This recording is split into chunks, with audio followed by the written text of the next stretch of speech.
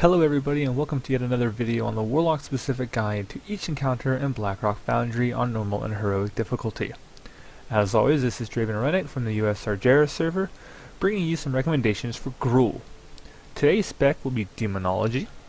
In this guide, I aim to cover the talents we'll use, both offensive and defensive, the glyphs worth noting, both offensive and defensive, useful add-ons, Warlock specific tips as they relate to the mechanics, the opener, general DPS knowledge, the final 25% of the fight, and Warlock specific tips to boost your DPS. If you'd prefer to skip to a certain part in this video, you can go ahead and click on any of the annotations on your screen and they will take you to that portion. Otherwise, let's get started.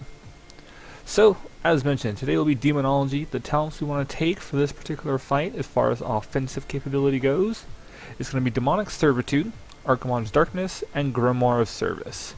This really becomes the only real choice for this fight. Demon Bolt no longer has a place in this spec, Cataclysm is useless on a straight single target burn, and Grimoire of Service combined with Demonic Servitude will net you the highest DPS gain. Now, as far as defensive talents go, if you're good about actively using your defensive cooldowns, then I'd strongly recommend taking Sacrificial Pact and Soul Leech. However, if you tend to forget to use these defensive cooldowns, it'd be a strong choice to pick up Soul Link as well as Soul Leech, and take the Unending Resolve glyph so that you get a passive 30% damage reduction. As far as the glyphs go, this fight's going to be fairly standard. Again, as mentioned, if you decide to take Soul Link, you'll definitely want to grab the Eternal Resolve glyph, in addition to Healthstone and Life Tap. If you don't want to take Soul Link, and therefore you want to opt out of taking the Eternal Resolve glyph, I recommend taking the glyph of Soulstone if you're going to be in charge of battle resing people, or you can always take the glyph of Siphon Life for a little bit of an extra heal. Personal preference, it's completely up to you. Now, useful add-ons for this fight. There really are none.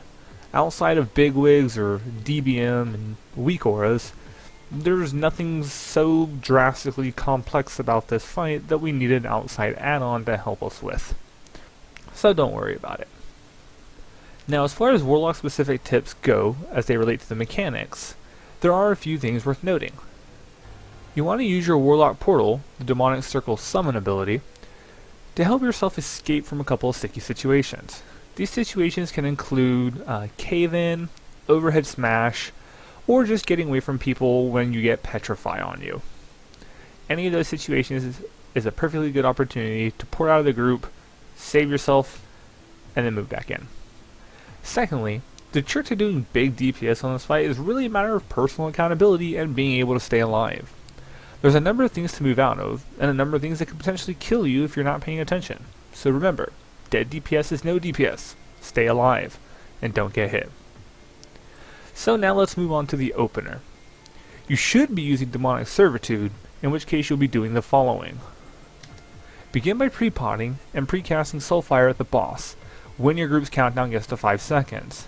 The timing on this cast is actually the most important factor in a solid opener. Because of the nature of the present trinkets and the legendary ring, if you can get a full cast off and in the air before the boss is pulled, then what you'll see is that your trinkets and your ring will proc a second time immediately after they expire initially.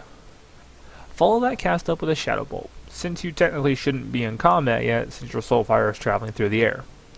Once that goes off, you'll be in combat, so use all your cooldowns, Dark Soul, Summon Doomguard, any unused trinkets, etc. I strongly recommend you macro these abilities together just to save on convenience.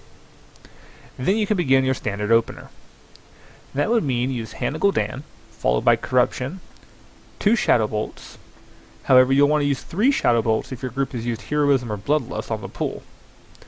Follow your Shadow Bolts up with a Hand of Gul'dan, swap into Metaform, throw out a Chaos Wave if you have the 4-piece Tier 17 bonus, and then follow it up with Doom. Burn any and all available Demonic Fury on Soulfire, Chaos Wave, or Touch of Chaos, in that order. Once our opener has been taken care of, let's just refer back to some general DPS knowledge as it relates to Demonology Warlocks.